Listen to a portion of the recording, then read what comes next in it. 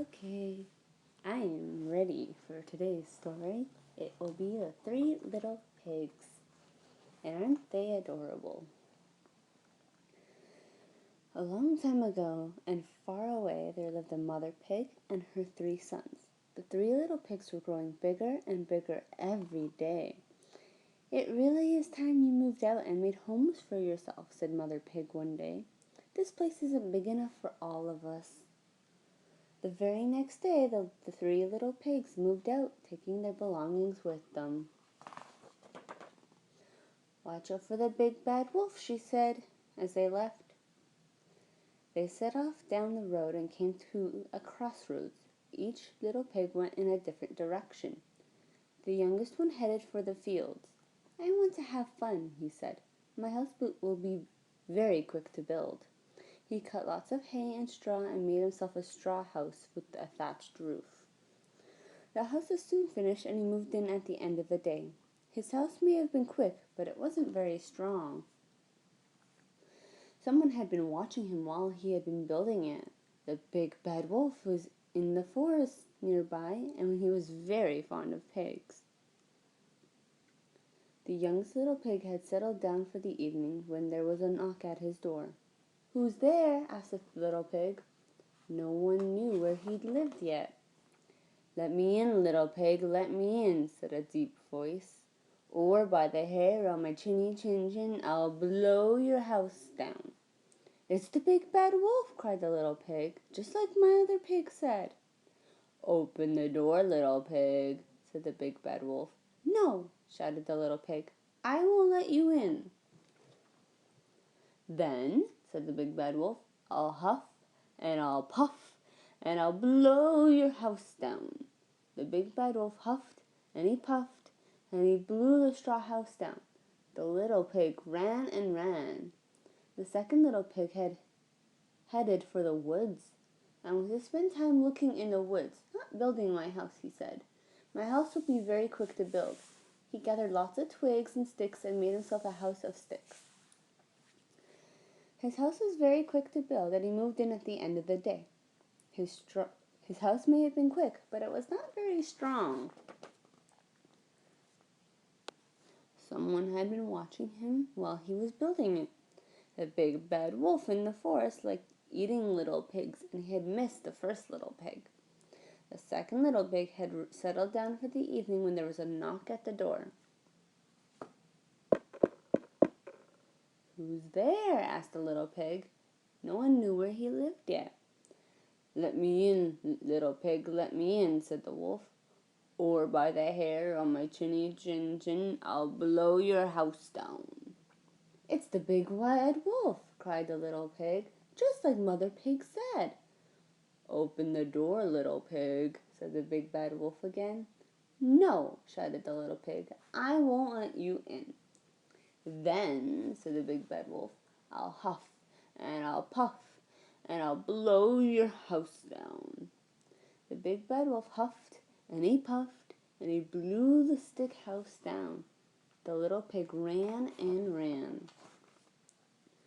The second little pig met the first little pig running along the road to the crossroads where they separated such a short while ago. They set off down the road that their older brother had taken. The third little pig had decided to make a good, strong house for himself.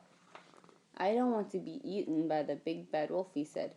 He headed for town and bought lots of bricks and cement, and then some way out of town, he built his new house. His house was made of bricks and would not fall down in a huff of wind. He had windows and a chimney and a rocking chair in front of the fire. The little pig's house was not built in a day, so he spent the night in a very comfortable hotel. When his house was ready, he moved in. He had just settled down for the evening in front of the fire when there was a knock at the door. "Who's there?" he asked. "It's us, your brothers," cried the two younger pigs. "Let us in, the big bad wolf is after us." The third little pig jumped up to let them in. He couldn't let the horrible wolf catch his young brothers. The two little pigs told their older brother what had happened. That's what comes from not building proper houses, he told them. We'll be safe here. At that moment, there was a knock at the door. The two little pigs shook and shivered. The third little pig stood by the door and said, "Who's there?" "Let me in, little pig, let me in," said the big bad wolf. "Or by the hair on my chinny chin chin, I'll blow your house down." "No," shouted the little pig, "I won't let you in." The big bad wolf huffed, and he puffed, then he puffed, and he huffed.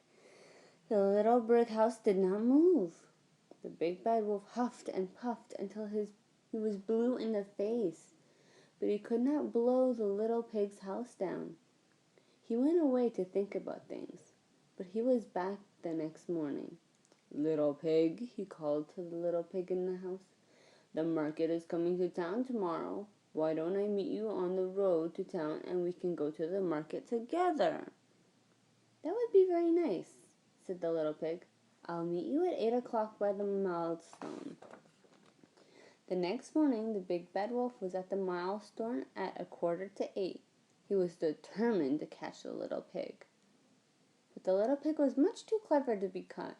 He had been to the market and back again by 7:30.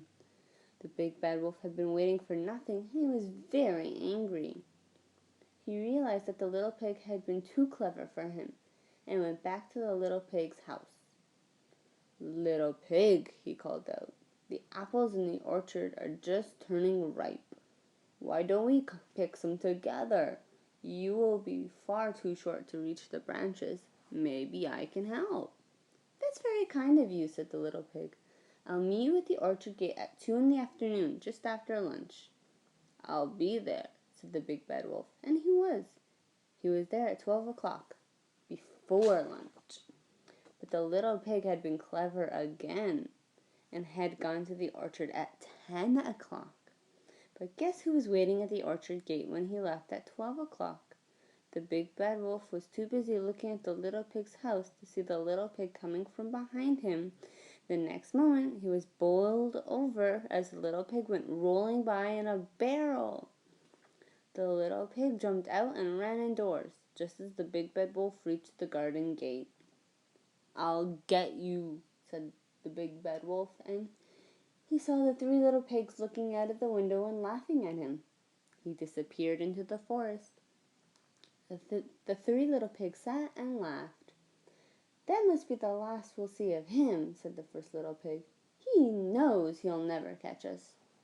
"Don't be so sure," said the third little pig. "Here he comes now." "What is he carrying?" asked the second little pig. "It's a ladder," said the third little pig, "and I think I know what he plans to do with it." Do you know what the wolf plans? I hope the pigs are gonna be okay. The two younger little pigs watched the big bad wolf as he came near to the house. The older pig was bustling round by the fireplace. "I think this will soon put a stop to his game," said the third little pig. He had quickly made a fire, and it was beginning to burn well. He moved a huge pot onto the fire and filled it with water. He rubbed his hands together. "What are we going to do?" cried the two little pigs. "Listen, you can hear him. He's on the roof." "What shall we do?" "Nothing," said their brother. "I've done it. Wait and see what happens. After this, we won't be bothered by the big bad wolf again." There was a sudden scrambling inside the chimney as the big bad wolf started to climb down. "Aye!" yelled the big bad wolf as he suddenly realized that the chimney was warm and getting warmer. He scrambled and scrambled, trying to get back up the chimney, but he couldn't. "Ah!" yelled the big bad wolf as he came tumbling down the chimney. Splash! The wolf landed in the huge pot of shimmering water that the third little pig had put on the flames. And that was the end of the big bad wolf. The third little pig let his brother stay a little while longer, but then he sent them out into the world to build their own strong houses, just in case there was another big bad wolf out there. What a clever little pig. I'm glad he and his brothers are safe. Well, that's all for now. Good night.